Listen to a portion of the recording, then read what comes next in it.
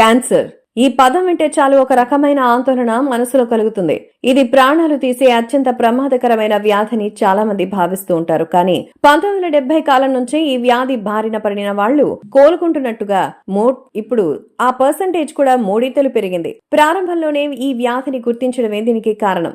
చాలా రకాలమైన క్యాన్సర్స్ తీవ్రంగా ముదరక ముందే గుర్తించి తగిన చికిత్సను తీసుకోవడం ద్వారా ప్రాణాలతో బయటపడుతున్నారు. సమస్య ఏంటంటే ఈ వ్యాధి సోకిన చాలా మంది డాక్టర్స్ చెప్పే మాట సరిగా వినిపించుకోవడం లేదు. ప్రారంభ దశలోనే గుర్తించగలిగితే కొన్ని రకాల లక్షణాల్ని రోగులు మరి పక్కన పెట్టడం వల్లే ఇబ్బందికర పరిస్థితులు వస్తోంది. క్యాన్సర్ రీసెర్చ్ యూకే అనే సంస్థ చేపట్టిన అధ్యయనంలో సగం మంది క్యాన్సర్ ఉనికిని సూచించే లక్షణాలతో మరి ముందుగానే తెలుసుకుంటే ప్రాణాపాయ స్థితి నుంచి బయటపడొచ్చు.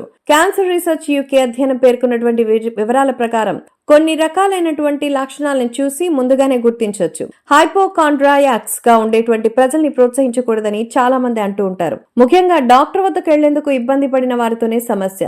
డాక్టర్ వద్దకు వెళ్లడానికి టైం వేస్ట్ గా హెల్త్ ఇష్యూగా అయితే చాలా మంది చెప్తూ ఉంటారు. సో అందుకే క్యాన్సర్ లక్షణాన్ని పట్టించుకోరు. ముఖ్యంగా క్యాన్సర్ చాలాని ముందుగా గ్రహిస్తే మన ఇబ్బందుల నుంచి బయటపడొచ్చు. క్యాన్సర్ ఉన్న చాలా మంది ఒకానొక సమయంలో బాగా బరువు తగ్గిపోతారు. 5 లేదా అంతకంటే ఎక్కువ కేజీలు బరువు తగ్గిపోవడానికి క్యాన్సర్ తొలి సంకేతంగా చెప్పొచ్చు.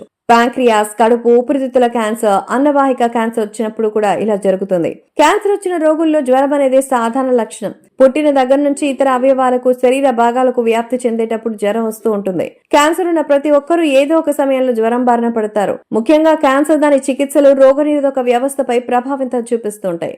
కాబట్టి క్యాన్సర్ ఉన్న రోగులు జ్వరం బారిన పడుతూ ఉంటారు.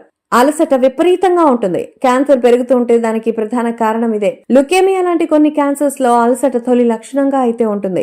చర్మ క్యాన్సర్స్ తో పాటు కొన్ని ఇతర క్యాన్సర్స్ కూడా శరీరంలో మార్పులకి కారణమవుతాయి. పిగ్మెంటేషన్, జాండిస్, చర్మం ఎర్రగా రావడం, జుట్టు బాగా పెరిగిపోవడం, ఇక మలబద్ధకం, డయేరియా ఎక్కువ కాలంతో పాటు మరి పెద్ద పేగు క్యాన్సర్ కి కూడా కారణం కావచ్చు. ఇక పుట్టుమచ్చలు పెరిగి వాటి నుంచి రక్తం కారణం చర్మ క్యాన్సర్ కి కారణం అని తెలుస్తోంది. కాబట్టి మనకు జరుగుతున్నటువంటి ఈ విషయంలో ఏది ఏవైనా గర్భాశయ క్యాన్సర్ విపరీతమైన రక్తస్రావం కలుగుతుంది.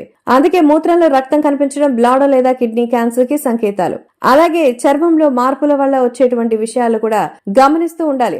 విపరీతమైన దగ్గు లేదా గొంతు బొంగురుపోవడం కూడా ఊపిరితిత్తుల క్యాన్సర్ కి కారణం. 3 వారాలకు మించి దీనివల్ల ఇబ్బంది పడితే డాక్టర్ ని సంప్రదించాలి. స్వరపేటిక లేదా థైరాయిడ్ గ్రంథిలో క్యాన్సర్ కి గొంతు బొంగురుపోవడం కూడా ఒక లక్షణంగా ఉంటుంది.